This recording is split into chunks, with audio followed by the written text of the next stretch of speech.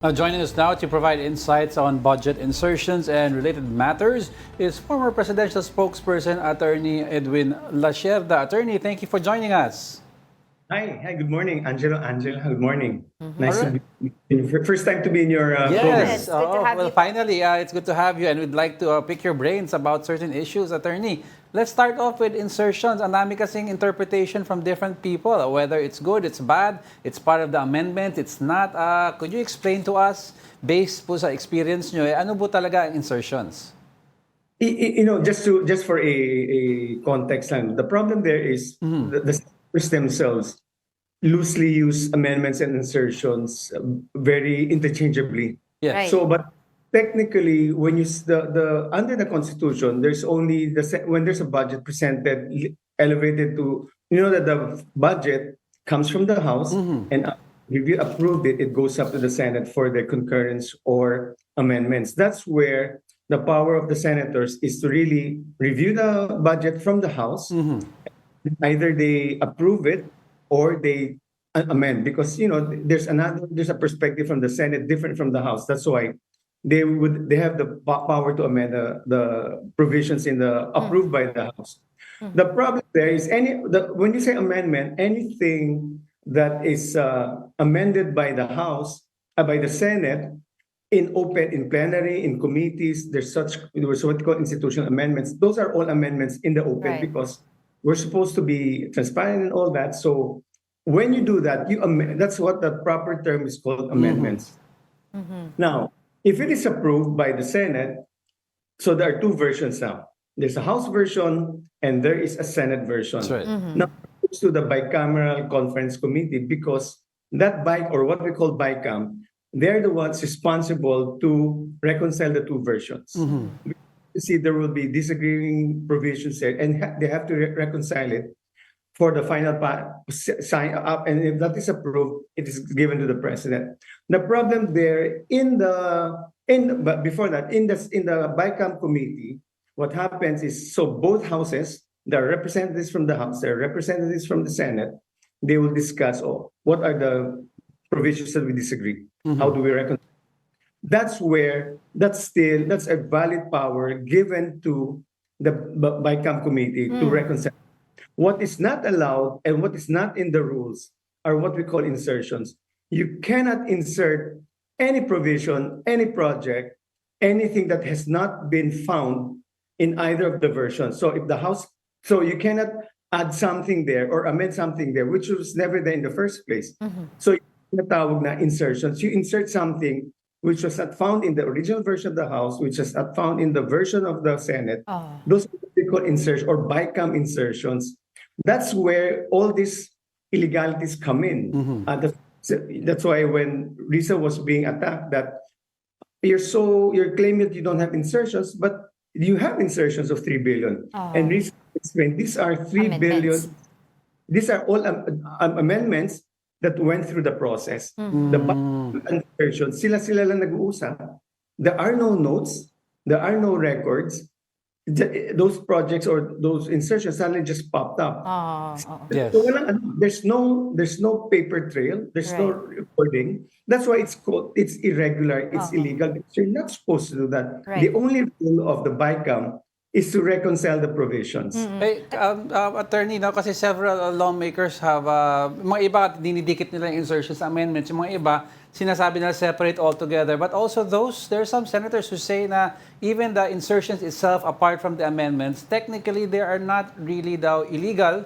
It's just that how it's implemented. I'd like to ask, is this insertions separate from the amendments in the gray area, so to speak, kasi walang batas? No, sa BICAM committee tayo, Yeah. there are, ayun ang problema ito muna, sa BICAM, ang trabaho na talaga ng BICAM is really to reconcile. So if there are provisions which you have to reconcile it, or it's possible, na doon sa BICAM, may lilitaw ulit na version from the House that they want to bring up again. So for as long as that particular provision was found in any version, whether in the Senate or in the House, that is not technically an insertion. Those are amendments. And when you reconcile it, that's what we call legitimate reconciliation. May reconciliation talaga. ang insertion, because it is so loosely used now, even the floor, in the plenary, in the committees, sometimes they will call it insertions. That's why it's so confusing. That's why the senators were quite alarmed when Senator Lacson said, lahat naman yan gumawa ng insertions Yeah. except sa dalawa. It sent a connotation na lahat Mali. sila may ginawang irregular. Yeah. Dalawa ang matino. But it's not, because of the very loose application of the term insertions, where it should be, if it went through the process, it should be called an amendment. So, yung mga insertions na talaga na may pangit na connotation is yung mga provisions na hindi pinag-usapan sa House, hindi pinag-usapan sa Senate. Pasok lang basta sa BICAM. In fact, if you recall, there's another term that they're using now, small committee. Yes. Right. It's the BICAM is composed of several representatives from both Senate and may mas small committee pa, which is allegedly it's done by the head of the Finance Committee of the Senate and the House, And the House. Committee of the House, no, and the Speaker and the Senate President. So there's really the discussion is so opaque. In fact, I spoke to Laila De Lima. And I asked her, do you have a copy of the BICAM report 23, 24, 25? Right. Sabi, wala silang kopya. They had a copy. She was able to secure a photocopy and not a official copy of the 2025 BICAM report. So the question is, parang it's not being, it's a public official document, supposedly, but it's not released to the public. The only time Toby Tiangco was able to get one was because he was asked by the president to look into it, and that's what he requested. Okay. But it's very, very opaque. That's the opacity makes people wonder, suspicious. Ano may saan nanggaling itong mga insert? That's why there's a claim, 142 billion yata ang sinasabi. So when you di ba? saw it, attorney, when you saw it, yung ibang mga through the BICAM, nakita niyo po ba na yung ginawa doon, let's say po ni Congressman Zaldico, ay isang insertion o amendments? Very clear. Ang batayan mo na lang ganito. Ang ginawa, ang mga pinasok ba dyan, dati ba na natin nakita sa version ng House or nasa Senate? Kung si Saldi yan, he tried to insert provisions from the House from the House. Tingnan mo yung original version ng House version ng bill. Kung wala doon, wala yun, hindi yung, tas wala rin sa Senate, it's an insertion yan. So, part naman of the Senate, ang sinasabi nila, si Senator Grace po at that time, at saka si Senator Cheese. So, dapat ang sumagot sa version nila, nandoon ba yan sa yung pinasok niyang mga provisions na sa original version ba yan ng Senate? Kung insertion din yun. So, that ang term na ginamit talaga is BICAM insertions have really a bad connotation. Yeah. Oo. Hindi mo nakikita. Yun ang very clear. But ang problema talaga dito ang paggamit kasi ng insertion at saka amendment, very loose. Interchangeably, Yeah, that's parang right. gano'n. Oo. Yun nga po, attorney, kasi I read your open letter to a certain broadcaster regarding insertion versus amendments. And it's very clear po when you read it from our point of view. Pero here you are, si former Senator Franklin Drilon saying na insertion and amendments are just the same. Because of the conventional way of using it. Senator Drilon is a very, very good friend of mine. We discuss very regularly. Hindi ko pa siya nakakausap tungkol dito. In fact, yung mga ganyan kasi it's part of the conventional way of discussing it. When you say insertion, amendment yan. When you say amendment, insertion yan. That's why I think it's high time for the senators to use the terms very, very accurately. Because the fact that you're using it interchangeably causes too much confusion. And why when Senator Ping Lacson said, dalawa lang muna insertion, what does it suggest to you? Does it suggest that all of these people are doing something, propose something illegal? It's a bad signal because of the way that senators have been using the terms amendments and insertions. And because the senators use it interchangeably, members of the media also use it interchangeably. You can't blame media for using the same terms that the senators are using it.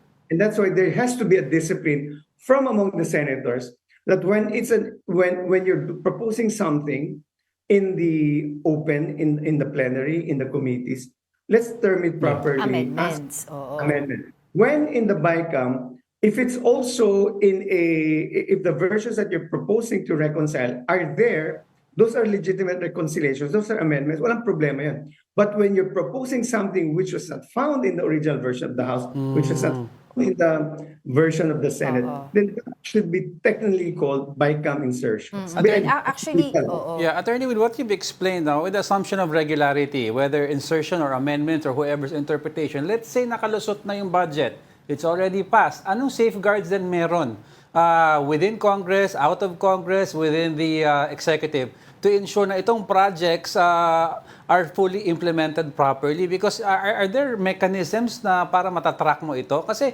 ang daming projects, attorney, na nakalusot na may lalaki ng Through amounts. insertions. I think the benefit of now we have the benefit of hindsight. We've learned from this 2025 budget. We've seen so much corruption.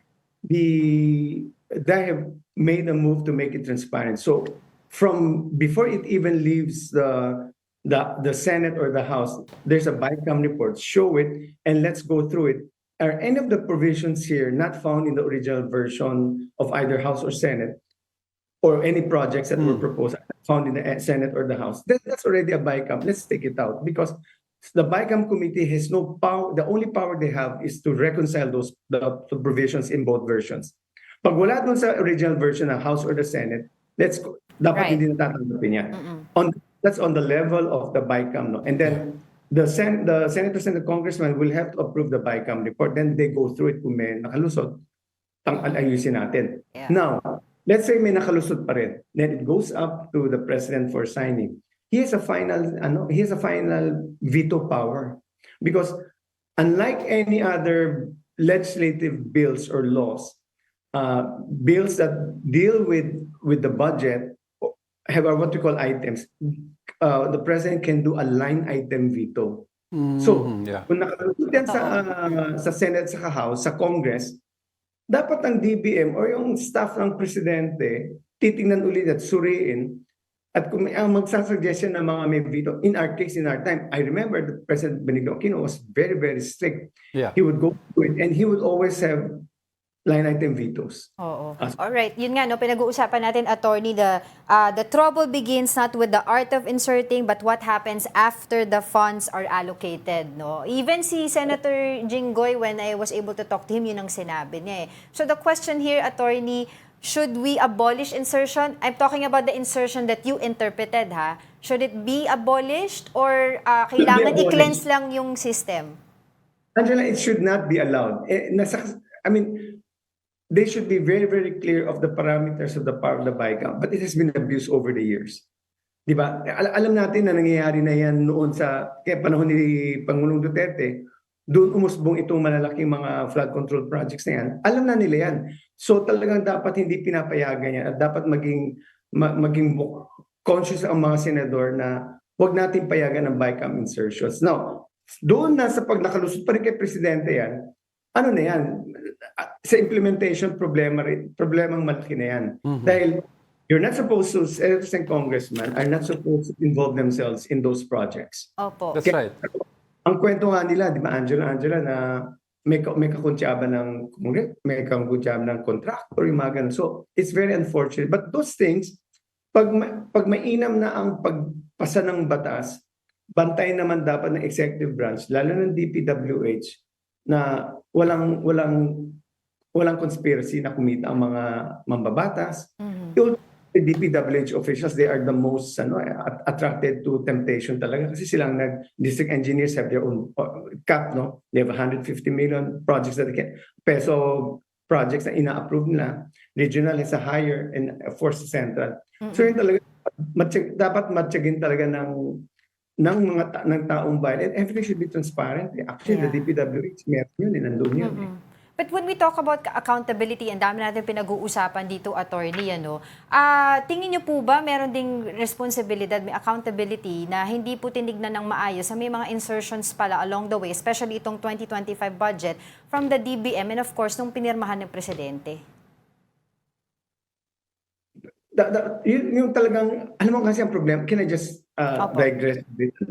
Ang flood control kasi, ngayon, ang sama ng pakinggan ng flood control project. So pag flood control equals, irregular na yan. Yeah. But we have to be very conscious of the fact that the factors to consider there is need and intent. Hindi porke flood control project yan, corrupt na yan. Because sa totoo lang, a number of our places are below sea level or mababa. So talagang kailangan mo ng flood control project. So nung sinabi ni Pangulong Marcos na isususpend ang lahat ng flood control for next year, ano nangyari? Maraming tatamaan doon. Right. That's why he had to recalibrate or Secretary Vince Dizon had to pivot and explain it because not all flood control projects are illegal. Yes. You have to see that is there a need for this particular community to set up that flood control project, and if so, let's not stop it. Now, the other factor apart from need is intent. Yung intent, ibang usapan yan kung may kalokohan gagawin yung congressman, senador, or yung DPWH official, or yung contractor. Doon talagang papasok yung criminal intent na dapat bantayan din. So, wag nating sabihin porke may flood control project yung panukanang binigay yung isang congressman or isang senador, may kita na siya doon. Hindi. Tingnan natin kung talaga may pangangailangan ba doon sa komunidad na yun ng isang flood control project. Doon na tayo bantayin natin. Ngayon, mas bukas ang isip natin. Dapat bantayin natin itong proseso doon kung may kikita ba. Yan ang mahalaga. And we know that SOP ngayon ang what they say of the total budget project fund allotted to a project or flood control project, it's only 30% that's being applied to the project. So you've got a huge 70% that's what we call leakage or lagay, no? Parang bucket yan, parang balde yan, tawag doon leakage Kasi corruption, leakage ang tawag doon. 70% leakage, 70% hindi na pupunta sa proyekto Right. Baguhin yan, not only from the side of the legislature. Ngayon, very, very, this is the first time, Angelo and Angela, that the budget has been reviewed by ordinary Filipinos. The budget is so esoteric. Okay. When you see numbers, you just lose it. Pabayaan mo na yun. Yeah. Well, Attorney, thank you so much for shedding light, 'di ba, dun sa topic natin na insertion versus Mahaba-habang usapan pa amendments. yan. I mean, hopefully we can have you again para po sa mas malawak pa na po na discussion. But for the meantime, maraming salamat po sa inyong oras, former presidential spokesperson Attorney Edwin Lacerda. Thank you so much.